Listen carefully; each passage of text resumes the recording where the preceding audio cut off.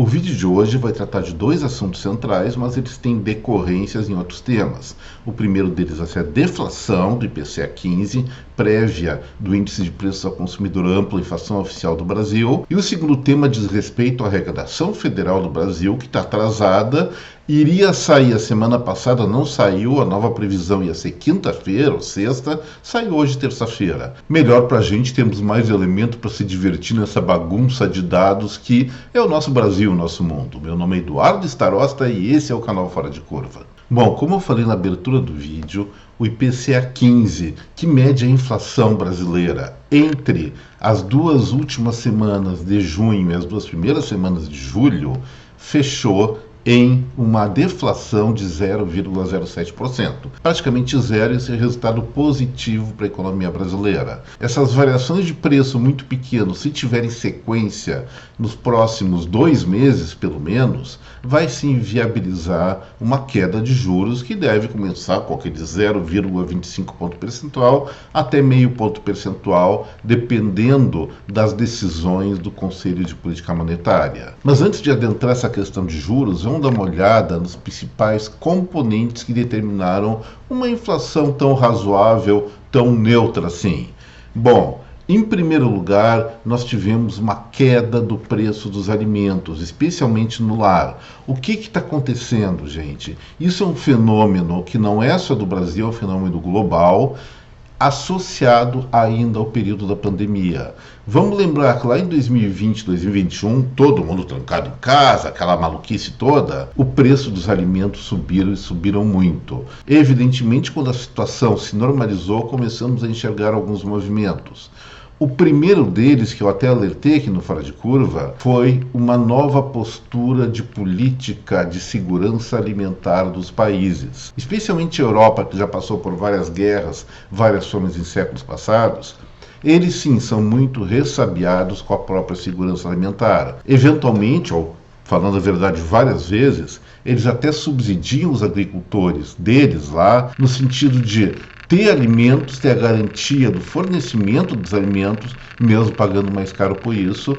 E os agricultores do Brasil, aqui com toda essa produtividade, ficam evidentemente pé da vida, ou sendo mais gentil, tiriricas, não lembrando aquele humorista. Mas o que está acontecendo nesse sentido? A despeito de o Brasil ter tido uma super safra, evidentemente, quanto maior a oferta global, e o Brasil é um player importante no mundo dos alimentos, especialmente carnes, soja e milho, o preço tende a cair. E é isso que está acontecendo, e ainda mais com os países incentivando a produção interna de alimentos, o mercado para vender fica um tanto quanto deprimido. Isso está sendo sentido nos últimos meses no interior do Brasil, nas regiões mais agrícolas. Então, a deflação de 0,4% dos alimentos consumidos dentro do lar, não em restaurantes, no IPCA 15 agora de julho, é devido à forte influência do grupo de cereais, leguminosas e oleaginosas.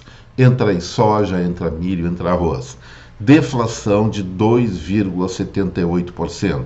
Também caiu muito os preços na área dos hortigranjeiros, hortaliças e verduras, especialmente, 2,99%, e carnes associadas ao mercado mundial, assim como soja e milho, retração de 2,42%, e os óleos e gorduras, queda de 3,01%, nos resultados inflacionários ou deflacionários, nesse caso, do IPCA 15 de julho. No setor de habitação, nós tivemos uma queda de 0,94% dos preços, alavancado pela queda dos combustíveis habitacionais. Estou falando do gás de cozinha, que a Petrobras está bem agressiva no sentido de reduzir o preço desse energético nos últimos meses. Também a energia elétrica residencial caiu 3,45% e nesse ponto acredito que venha alguns reajustes nos próximos meses. Artigos de residência, entre mobiliário, produtos de casa, mesa e banho, eletrodomésticos e outros, teve uma deflação generalizada. A síntese do grupo foi de queda de 0,4%. Aí esse resultado, sim, ele se relaciona muito diretamente com a elevada taxa de juros. Vamos lembrar que esses artigos de residência normalmente são produtos chamados de bens de consumo duráveis, que duram bastante tempo, anos na vida da gente, e normalmente eles são adquiridos via crédito. Como o crédito está caro, a Selic está lá em 13,75% e o crédito ao consumidor muito maior, evidentemente as pessoas não estão lá com tanta vontade de trocar o seu televisor, sua geladeira, seu fogão e outras coisas más da sua casa. E aí isso pressiona evidentemente pela queda do preço. Lei da oferta e da procura, a demanda cai, os preços tendem a resistir um pouquinho, mas acabam cedendo. Artigos do vestuário teve uma alta de 0,04%, praticamente zero, não tem muito o que falar sobre isso. Setor de transportes, uma alta de 0,63%. O lado que pressionou a inflação nesse ramo é o que eu estava falando na análise da inflação do mês anterior de junho. Os combustíveis, em média, subiram 2,28%. Só não foi maior essa inflação, e isso deve impactar o IPCA fechado de julho, ou seja, do primeiro ao último dia do mês, por conta dos veículos, que ainda registraram uma queda de preço de 0,18%, em função das duas últimas semanas de junho, lembrando aquele incentivo governamental que se encerrou no final do mês passado. Agora, em julho, o impacto do preço vai ser total e nós devemos ter uma alta reforçada nesse item de transportes, mas não é o suficiente para comprometer o indicador inflacionário bem abaixo ainda de 0,3%. O grupo de saúde e cuidados pessoais registrou uma inflaçãozinha de 0,07%, é praticamente nada. O que forçou para cima planos de saúde, alta de 0,79%, e para baixo produtos de higiene pessoal, queda de 0,71%. Despesas pessoais, uma alta de 0,38%, aí tem recreação, que subiu 0,5%. Fumo não teve inflação, então os tabagistas devem estar felizes que não tiveram alta do preço do cigarrinho, do charuto e do cachimbo, do fumo do cachimbo. Nesse mês, ou entre 15 de junho e 15 de julho, educação. Bom, a gente sabe que normalmente os reajustes das escolas e das universidades ocorrem entre janeiro e fevereiro, depois o preço tende a ficar estável, uma inflação de 0,11% e, finalmente, na área de comunicações, uma queda de 0,17% no preço desse tipo de serviço que, apesar de ser um oligopólio em várias frentes, ainda é muito competitivo. Bom, esse é o quadro geral da antecipação da inflação brasileira de julho. Tem que ver se ele se mantém na segunda quinzena para nós termos uma deflaçãozinha no final do mês. E esse quadro nos leva a considerar cada vez mais fortemente o cenário de queda da taxa Selic, queda dos juros. Como eu falei em algumas outras vezes, eu acredito que o Conselho de Política Monetária, liderado pelo presidente do Banco Central, Roberto Campos Neto, vai concordar em reduzir a taxa Selic, isso aí deve acontecer, tem uma reunião do Copom em agosto, a partir de pelo menos 3 indicadores, cujo conjunto deixe uma inflação média abaixo de 0,30% a 0,25%. E isso parece que é tranquilo que vai se obter. Então começa a se ter um claro cenário de que eventualmente os juros comecem a cair, sim, mas não vai ser aquela coisa absurda. Nós estamos em 13,75% agora, não vai cair para 11%, muito menos para 8% de uma vez só. Normalmente, quedas de juros acontecem de maneira muito lenta e gradual. Inicia com 0,25 ponto percentual, pode chegar numa segunda fase meio que tranquilamente a meio ponto percentual e raras vezes atinge 1 ponto percentual quando nós temos um presidente do Banco Central mais ousado, que não é o caso. Mas a questão é a seguinte, mantendo-se esse quadro inflacionário reduzido, é muito, mas muito provável que os juros sim comecem a cair, como eu falei, lá no mês que vem, a partir do mês que vem. Mas será que vai continuar essa rota descendente no futuro? Aí temos que analisar mais duas questões. E assim a gente vai entrar no segundo assunto do Fora de Curva, que é a arrecadação federal. De acordo com a própria Receita Federal, liberou essa informação hoje, mas bem atrasada, e agora eu sei por quê. A arrecadação dos impostos federais caiu 3,37% em junho frente a junho do ano passado.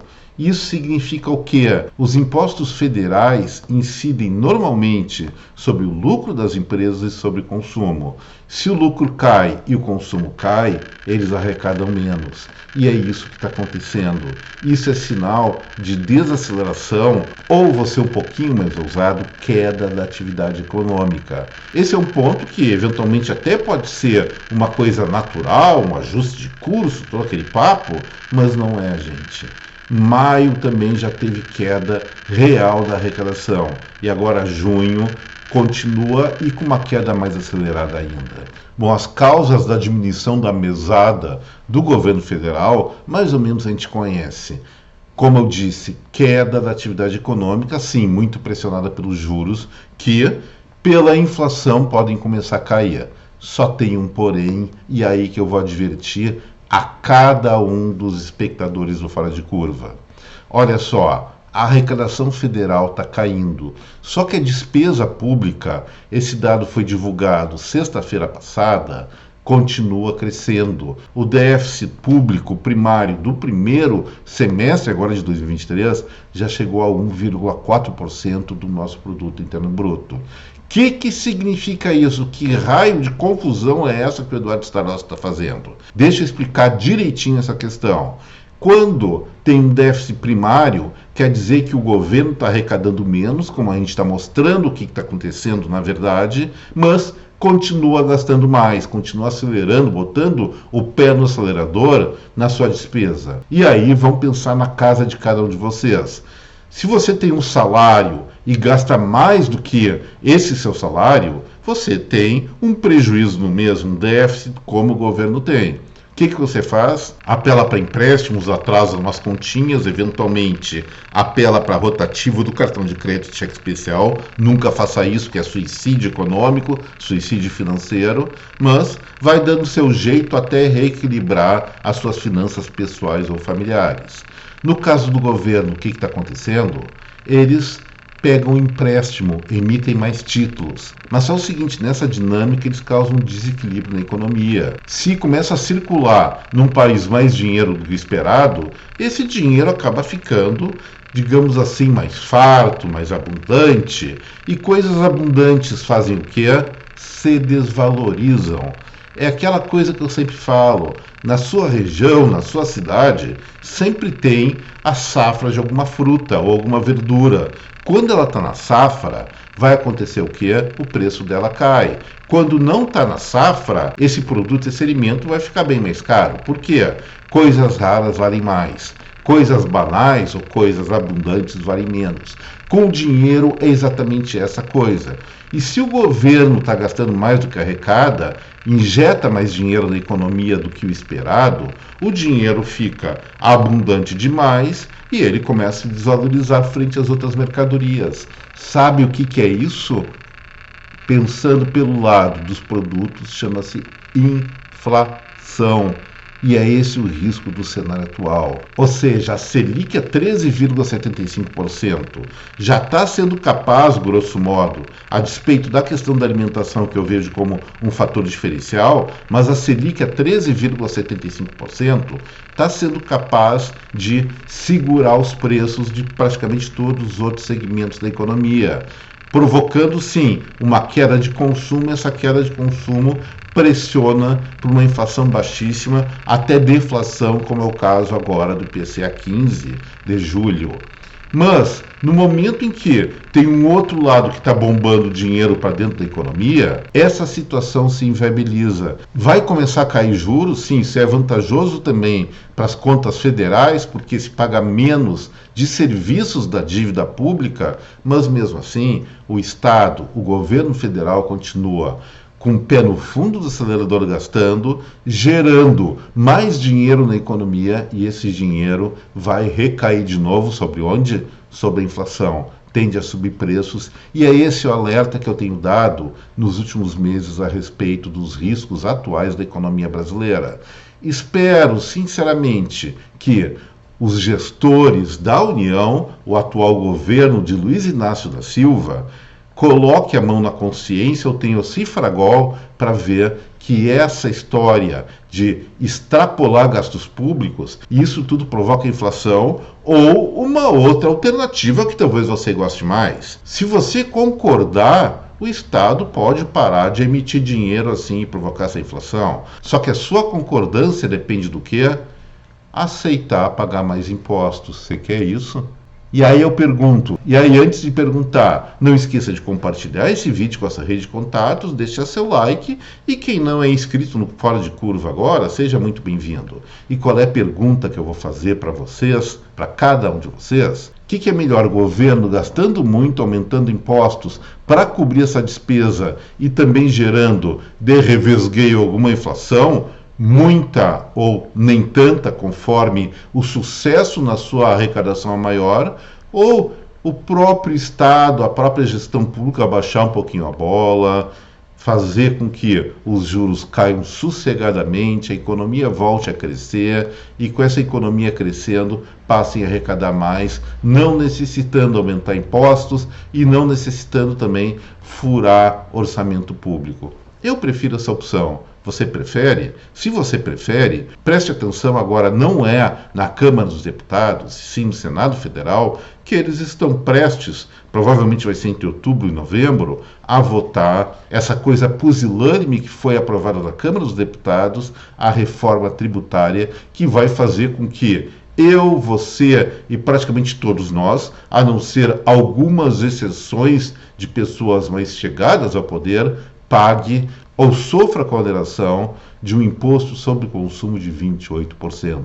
Estamos preparados para isso? Acho que não estamos preparados para esse cenário e, se ele acontecer, vai ser um grande desastre para a esmagadora maioria dos brasileiros. Isso no médio prazo. Longo prazo, todo o Brasil vai se ferrar. E era isso que eu tinha para dizer por hoje. Espero, de novo, que tenham gostado do vídeo. Se gostaram, aqueles cumprimentos fora de curvísticos a cada um de vocês, deixando o like, deixando o compartilhamento e também, é claro, a inscrição no canal para os novatos aqui. Gente, um forte abraço a cada um de vocês. Deixo aqui meu até breve. Tchau, pessoal.